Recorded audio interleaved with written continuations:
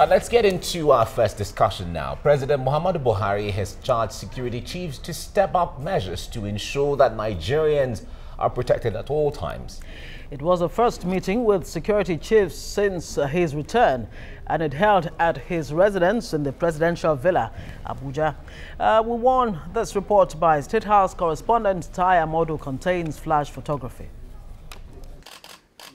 President Muhammadu Buhari set the tone for this meeting with his Monday national broadcast to the nation, and basically the meeting was to deliberate on areas the security chiefs should look at towards enhancing their operations.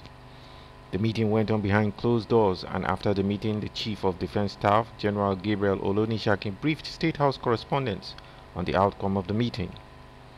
All issues causing security concerns, from terrorism, kidnapping, herdsman-farmer clashes to the issue of IPOB, was brought to the table for discourse, with the President reiterating the talking point from his broadcast that the unity of the country was non-negotiable. He talked about the unity of the nation, and which is non-negotiable, and the military has been fully instructed to ensure that that directive is carried out to the letter. The issues of security, every security threat, all the security threats were treated one after the other, ranging from the terrorism to kidnapping to herdsmen, farmers, to the IPOB issue. All were treated, and comments were made as to what to do as to those issues. The defense chief was non-committal about mobilizing troops to the southeast to quell the IPOB threat, but rather insisted that all necessary directives given by the president would be carried out to the letter by the military and security agencies. The Boko Haram threat was still the main talking point at this meeting, but the security agencies assured President Buhari that they were doing all they could to tackle the menace. On the Boko Haram issue, as you all know, it's like an asymmetric warfare. It's not that the Boko Haram had stepped up their game. It's just the issue of suicide bombing that had been the problem. And of course, we are also working with the security agencies, the intelligence agencies, to make sure that we'll address that menace. The security chiefs came away from this meeting with a firm directive from the president and a determination to tackle all security threats promptly and make Nigeria a more secure place for all citizens. Tai Amodu, TVC News, Abuja. All right, joining us to discuss the president's meeting with service chiefs is a security expert, Dennis Amakri. Good morning, and thanks for joining us. Nice Good morning. How are you? Very well, thank you. Now, this marching order, is that really all that is needed to end threats of security and, issues of seeming disunity across the country, or will it take more? Well, we're all happy that the president is back. And if you look at it, when he was away, there were a lot of things happening. Apparently, he said he watched some of them on the news. And when he came back, apparently they also briefed him on what was going on. So I believe that this order is to ginger them up and then let them, be on their toes, because a lot of things were allowed to go on anyhow when he was absent. But when you come to think about it, the order of the things that he has asked them to do are traditional things that the security agencies are supposed to do. Subversion, which is the major issue, espionage or sabotage, are things that security agencies do. And then, of course, when you come to look at our present situation in Nigeria now, starting from the elections, a lot of fake news have crept into the system. So sometimes you look into your internet and you don't know which one is fake news or which one is correct news. So, and the security agencies have to really know how to differentiate these things, because sometimes governments themselves across the world do produce fake news to the people. Wow. All right. But with this matching orders now, are we expecting to see the massive deployment of soldiers and security agencies across the country? Is that likely to happen? I don't think so, because right now they are even thinly spread the security agencies have been very, very busy in Nigeria with Boko Haram, and then kidnappers are running all over the place. We expect that all they have to do is to restructure or review their operational systems to meet up to anything they think is a subversive thing going on. I really have to warn here, because there is a tendency for people to misunderstand or misinterpret the presidential order, whereby you will... Isn't that in itself a challenge? Yes. Just like you said, there's a tendency to want to misinterpret what the president has said in giving this order. And some are already saying, look, how is it that the president puts side by side the issues of IPOB on the same, pedestal with Boko Haram and all of that, and that's raising some dust. Exactly, because right now we are in a country that is totally disjointed. A lot of problems. In the north, you're having the Arewa youths asking the Igbos to quit. In the west, you have the Yoruba Liberation Command. In the east, you have IPOB.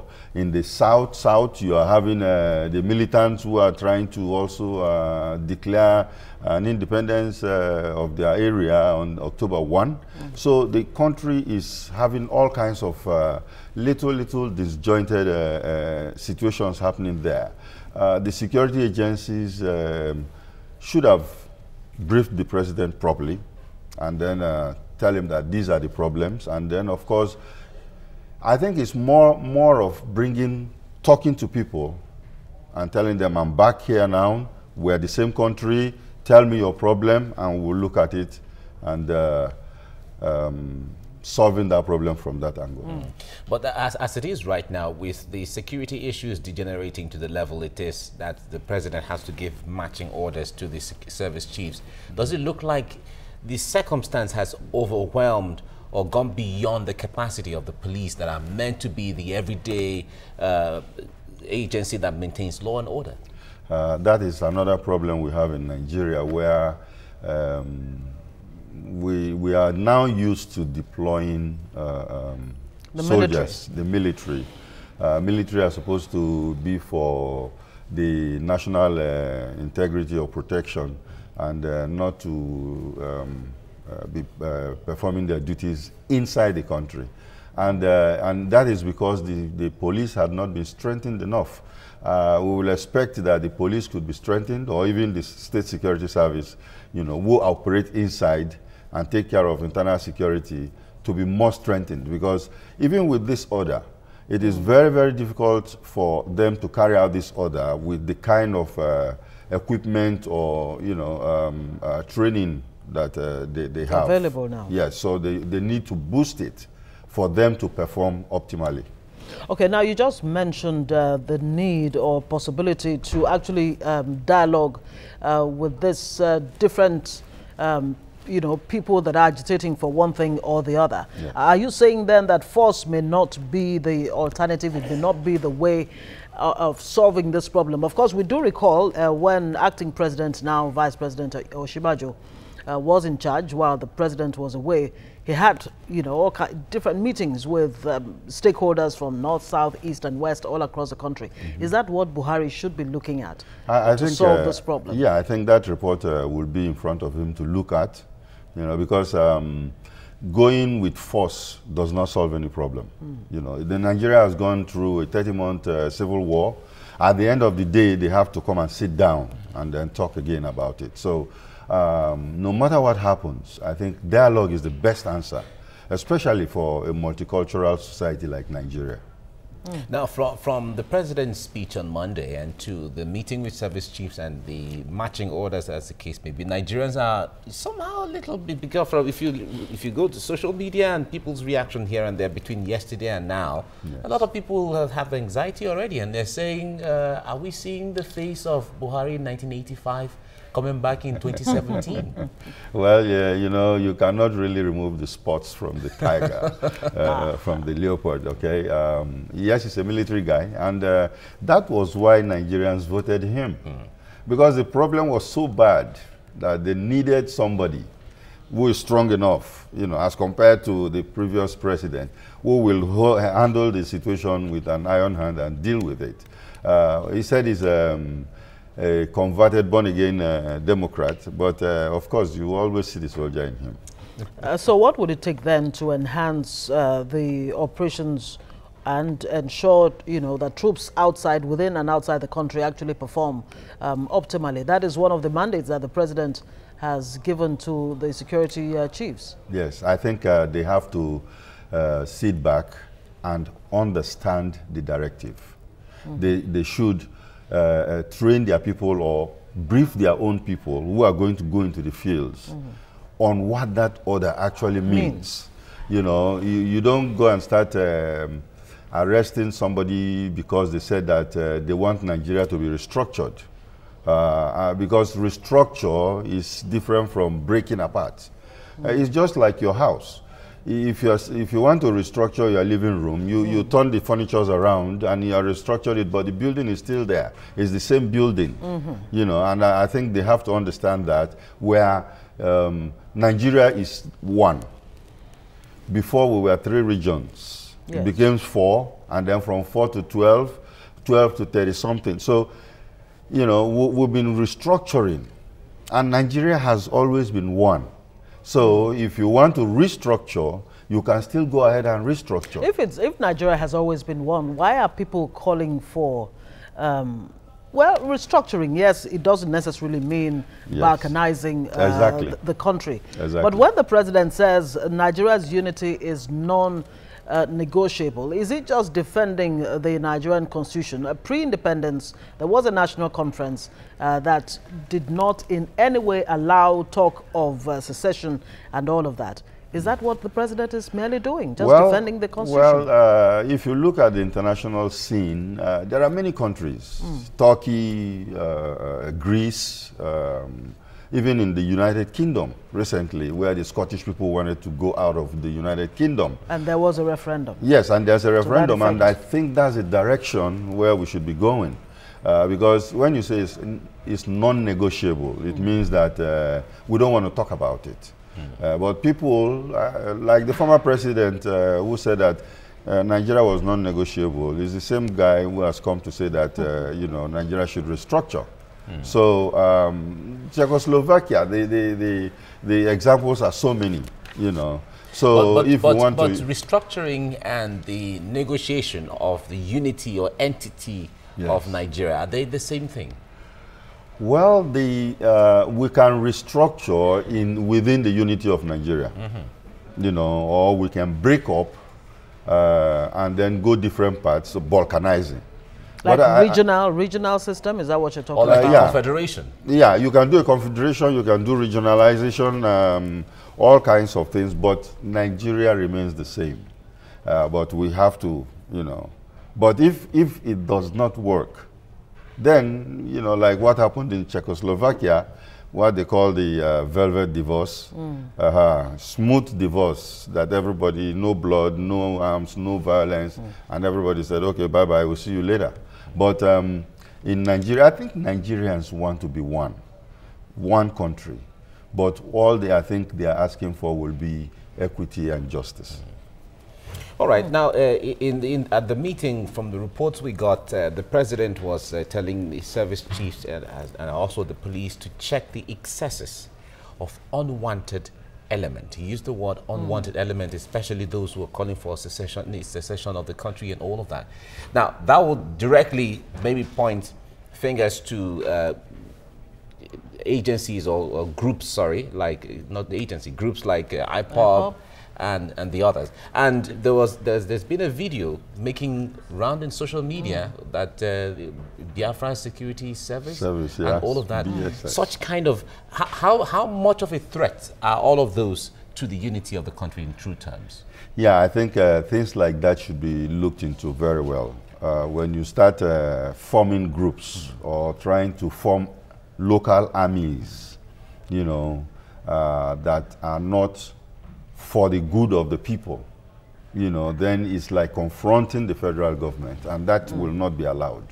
because BSS, Biafra Security Service, that means you've already declared a different country within the country, and that is treason, you know. But when you, even in the north, there is, have you heard of ISBA? ISBA is also, you know, like they are like police. In Nasarawa State, they are like police, operating away from the Nigerian police. And these are all bodies that, you know, should be addressed. How exactly should they be dealt with? Of course, in answering questions, the CDS, Olonishakin, was non-committal when he was asked about this so-called Secret Service of Biafra. He didn't say much about it. But is there a need for the president to maybe even have another address to the nation, speaking directly to all of these elements, whether it is the Arewa youth who are the ones that are given the ultimatum to Ndibo, and of course all the other parts of the country that are, you know, coming up with all kinds of ultimatum? Yeah, I will recommend that actually the president should talk to the whole different groups, because he is the father of the country. He is the president, and he's been away for 104 days. Now that he's back, and when he was away, you know, all kinds of things were happening in the country. Now that he's back, he should be able to get his house together, you know, because let it not get out of hand, you know, get them together, because all these groups have their different agendas. But like he said, the unity of Nigeria is non-negotiable. If it is non-negotiable, that means we want to be one.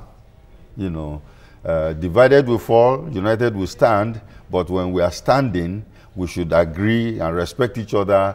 Justice must flow among all of us to be one. All right. Now, when it comes to issues of information management, that is really key, because that is what connects the policies and the ideas it has with Nigerians who these policies are meant for in the first place. Now, a lot of accusations have come in the past and saying that those managing information from the presidency and all of that may not be handling things the way it's supposed to be. Nigerians don't understand sometimes when they come up with this. Now, this marching orders, in what way do you think that the information should be managed and handled in such a way that Nigerians even own?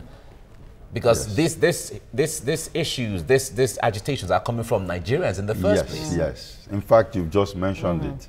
Nigerians need to own those things.